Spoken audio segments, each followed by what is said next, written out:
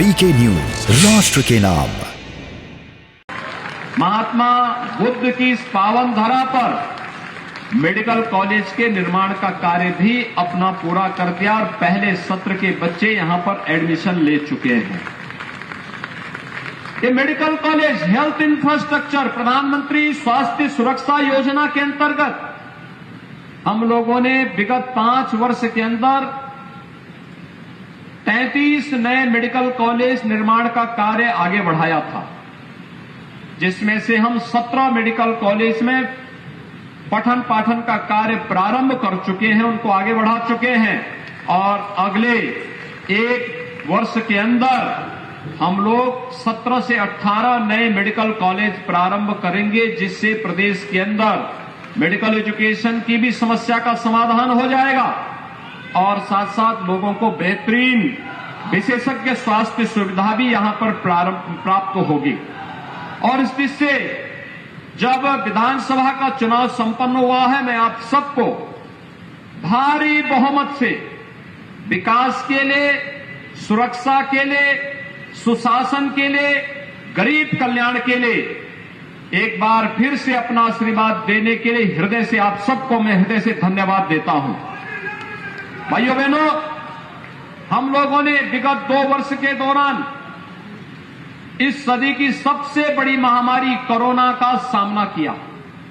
Corona महामारी के कारण दुनिया के अंदर लाखों लोगों ने अपनी जान गंवाई, लेकिन देश के अंदर प्रधानमंत्री मोदी जी के नेतृत्व में बेहतरीन कोरोना प्रबंधन का जो मॉडल खड़ा हुआ, दुनिया ने उसकी सराहना की और उत्तर प्रदेश ने आप सभी के सहयोग से, सभी जनप्रतिनिधि, सभी हेल्थ वर्कर, सभी कोरोना वॉरियर्स, आंगनबाड़ी, आशा वर्कर, एएनएम, इन सभी ने मिलकर के एक एक घर में जाकर के दस्तक अभियान के माध्यम से निगरानी समितियों को मजबूती प्रदान करते हुए ग्राम प्रधानों ने, पार्षदों ने, सभी जनप्रतिनिधियों ने मिलकर के इस अभियान का हिस्सा बनकर के मेडिसिन किट हर लक्षण युक्त व्यक्ति को देने का जो कार्य किया, उसका परिणाम रहा उत्तर प्रदेश का मॉडल दुनिया के अंदर बेहतरीन मॉडल के रूप में माना गया। बेहतरीन कोरोना प्रबंधन उत्तर प्रदेश का, जिसमें फ्री टेस्ट, फ्री उपचार, फ्री वैक्सीन, उत्तर प्रदेश अब तक 30 करोड़ वैक्सीन की डोज उत्तर प्रदेश के नागरिकों को उपलब्ध करा चुका है। और जब डबल इंजन की सरकार होगी तो डबल डोज राशन की भी प्राप्त होगी ही, और ये डबल डोज राशन की भी प्रदेश के हर जरूरतमंद को उपलब्ध करवाने का कार्य भी किया गया। भाइयों बहनों, हम सबको विकास की इस प्रक्रिया को निरंतर आगे बढ़ाए रखना है।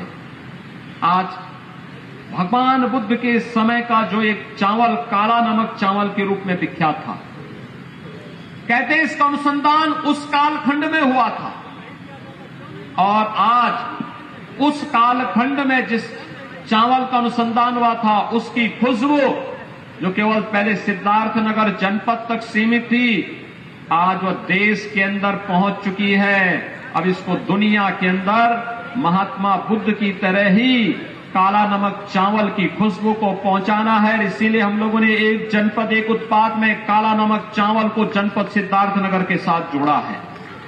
इसके अनुसंधान की रफ्तार को थमने नहीं देनी है, इसके अभियान को निरंतरता देनी है, विकास की प्रक्रिया निरंतर चलती रहे, ये हमारा प्रयास होना चाहिए और उस प्रयास के तहत हमारा अभी से कार्य प्रारंभ हो। आज संचारी रोग नियंत्रण का अभियान भी प्रारंभ हो रहा है। मां दुर्गा के अनुष्ठान से प्राप्त होने वाली शक्ति किसी भी प्रकार के रोग से, शोक से, संताप से संपूर्ण मानवता को मुक्त करने में अपना योगदान देगी। इस विश्वास के साथ जगत जननी मां भगवती से मैं यही प्रार्थना करता हूं और आप सबका मैं आह्वान करूंगा कि आज जो विशेष अभियान चल रहा है, इस विशेष अभियान के साथ हम सब जुड़ करके कार्य करें। स्वच्छ भारत मिशन में हर जरूरतमंद के घर में शौचालय बने। 2 करोड़ 61 लाख गरीबों के लिए हम लोगों ने प्रदेश भर में शौचालय बनाए। जिन लोगों के पास सिर ढकने के लिए छत नहीं थी, ग्रामीण और शहरी क्षेत्र में ऐसे 43.5 लाख गरीबों को एक एक आवास उपलब्ध करवाने का कार्य किया गया।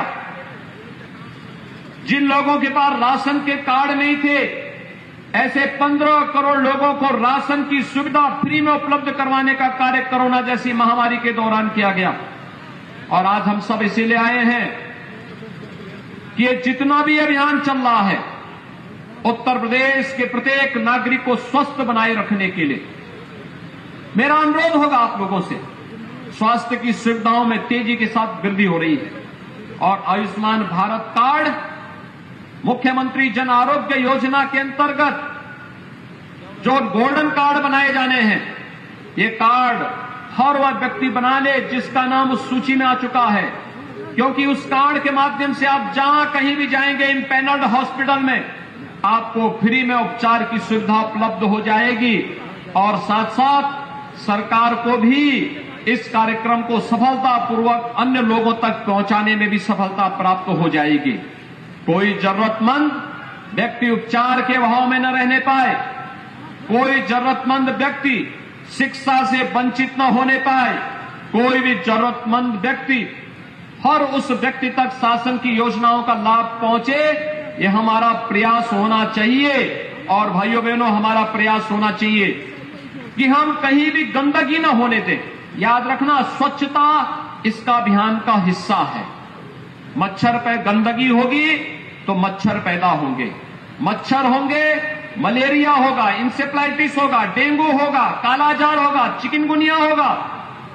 और इसलिए हमारा प्रयास होना चाहिए गंदगी न हो, जल जमाव न हो,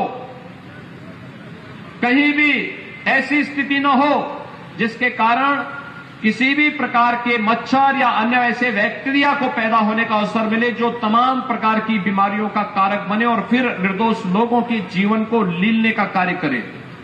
ये विशेष अभियान इसी के साथ चल रहा है। इसमें स्वच्छता के कार्यक्रम को हमें प्राथमिकता के आधार पर आगे बढ़ाना होगा, सैनिटाइजेशन की कार्रवाई को आगे बढ़ाना होगा। ये केवल सरकारी संस्थाएं इसके साथ जुड़े महत्वपूर्ण नहीं, समाज के एक एक व्यक्ति को जुड़ना पड़ेगा, हर जागरूक नागरिक को जुड़ना पड़ेगा, ग्राम पंचायतों को जुड़ना पड़ेगा, क्षेत्र पंचायत, जिला पंचायत, नगर पंचायत, इन सभी को सामूहिक रूप से इस अभियान का हिस्सा बनना पड़ेगा। और सामूहिकता में बड़ी ताकत होती है। इस सामूहिक ताकत जब आगे जाएगी तो इंसेफ्लाइटिस यानी मस्तिष्क ज्वर के साथ साथ डेंगू है, मलेरिया है, फाइलेरिया है, चिकनगुनिया है, ये जितनी भी अन्य बीमारियां हैं, इनसे तो हमें राहत देगी ही। कोई रोग दूर दूर तक आप तक पटकने नहीं पाएगा। याद रखना, कोई पर्व और त्योहार होने के पहले हम सफाई पर ध्यान देते हैं, स्वच्छता पर ध्यान देते हैं। इसके पीछे का कारण ही है, हम साफ रखेंगे, मां दुर्गा का आगमन होगा, मां लक्ष्मी का आगमन होगा, मां सरस्वती का आगमन होगा। देवीय शक्तियां गंदगी में नहीं आती है, देवीय शक्तियां स्वच्छता में आती है। और उस स्वच्छता के प्रति हमें आग्रह बनना पड़ेगा, उस स्वच्छता को अपने जीवन का हिस्सा बनाना पड़ेगा। शुद्ध पेयजल के अभियान को हर घर नल योजना में, जल जीवन मिशन में हर घर के लिए नल उपलब्ध करवाने की कार्रवाई हो रही है। लेकिन भाइयों बहनों, हर घर नल की यह योजना बने, सफलतापूर्वक आगे बढ़े, लेकिन जब तक हर गांव उससे आच्छादित नहीं होता है, हमारा प्रयास होना चाहिए शुद्ध पेयजल हो। लेकिन अगर कहीं पर स्टेटस से ऊपर ही लोग पानी लेने का प्रयास कर रहे हैं तो लोगों को बताने की आवश्यकता कि उस पानी को गर्म करके ही वे सेवन करें। कोई पेट जनित बीमारी नहीं होगी, कोई जल जनित बीमारी नहीं होगी, कोई भी ऐसी बीमारी नहीं होगी जो बच्चों के लिए, बुजुर्गों के लिए काल जानलेवा बन जाए। इसलिए भाइयों बहनों, ये जागरूकता का एक विशेष अभियान, स्वच्छता के अभियान के साथ छिड़काव के कार्यक्रम को, मेलाथियन का छिड़काव हो, एंटी लार्वा डस्ट का छिड़काव हो, जगह जगह इस अभियान को आगे बढ़ाना, तेजी के साथ आगे बढ़ाना। नगरीय क्षेत्रों में लगातार फॉगिंग की कार्रवाई भी इसके साथ, स्वच्छता के साथ जुड़ती रहे। दो कार्य होंगे इससे।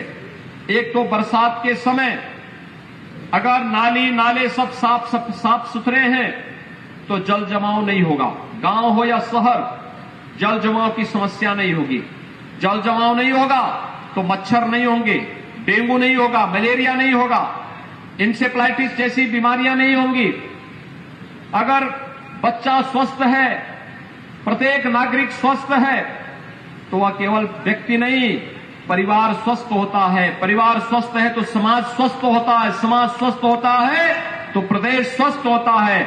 और उत्तर प्रदेश जैसा राज्य अगर अपने के लिए स्वास्थ्य का एक निश्चित मानक तय कर देता है तो याद रखिए, यह भारत की स्वास्थ्य इंडिकेटर को और नई ऊंचाइयां प्रदान करता है और उसमें हम सबका सामूहिक योगदान होना चाहिए। इसके साथ ही जागरूकता के कार्यक्रम के साथ जापानी इंसेफ्लाइटिस के वैक्सीन भी लगने प्रारंभ होंगे। वर्ष में 3 बार हम एक कार्यक्रम चलाते हैं और 3 बार चलने वाला एक कार्यक्रम बरसात के पहले, यानी 3 महत्वपूर्ण जो प्रदेश के अंदर ऋतुएं हैं, उन तीनों को आधार मान करके हम लोगों ने 3 बार ये चलाया है। इसमें स्वास्थ्य विभाग को नोडल विभाग बनाया गया है, ग्राम्य विकास और पंचायती राज, नगर विकास, महिला और बाल विकास, माध्यमिक और बेसिक शिक्षा, समाज कल्याण विभाग, दिव्यांगजन विभाग, इन सभी को एक साथ जोड़ करके यह एक अभियान एक साथ आगे बढ़ रहा है। आज हम इस कार्यक्रम को आगे बढ़ा रहे हैं। कल आपने देखा होगा 1 अप्रैल से गेहूं क्रय केंद्र प्रारंभ हुए हैं। यह सच है कि अभी गेहूं को तैयार होने में कम से कम 1 सप्ताह लगेगा, लेकिन आने वाले समय में जब गेहूं तैयार होंगे तो क्रय केंद्र आपके लिए तैयार मिलेंगे और इस अभियान को हम तेजी के साथ आगे बढ़ाएंगे। किसी भी अन्नदाता किसान को परेशानी नहीं होगी। इसके लिए यह कार्यक्रम हमारा आगे बढ़ाने का कार्य होगा। एक दूसरा, आज संचारी रोग नियंत्रण का कार्यक्रम चल रहा है और 4 तारीख से यानी 4 अप्रैल से हम लोग पूरे प्रदेश में स्कूल चलो अभियान आगे बढ़ाएंगे। स्कूल चलो अभियान पिछले 2 वर्ष के अंदर हमने देखा होगा कि पिछले 2 वर्ष के अंदर प्रदेश में या पूरे देश के अंदर स्कूली शिक्षा कोरोना जैसी महामारी के कारण प्रभावित हुई है। हमारा प्रयास होना चाहिए कोई बच्चा स्कूल से वंचित न रहने पाए और 4 से जो अभियान चलेगा, हर एक सामाजिक संगठन, स्वयंसेवी संगठन, शिक्षा विभाग, जनप्रतिनिधि, इन सबसे मेरा आह्वान होगा, इस अभियान के साथ हम उन्हें जोड़ करके इस अभियान को सफलतापूर्वक आगे बढ़ाने का कार्य करेंगे। मैं एक बार फिर से विशेष संचारी अभियान को आगे बढ़ाने के जिससे संचालित होने वाले आज के इस कार्यक्रम के अवसर पर पूरे प्रदेश वासियों के प्रति हृदय से बधाई देता हूं। उन्हें भारतीय नव संवत्सर की अपनी शुभकामनाएं देता हूं और विश्वास व्यक्त करता हूं ये कार्यक्रम सफलतापूर्वक आगे चल करके पूरे प्रदेश के अंदर प्रत्येक नागरिक को प्रदेश के अंदर संचारी रोगों से बचाने में महत्वपूर्ण भूमिका का निर्वहन करेगा। आप सबके प्रति मेरी शुभकामनाएं।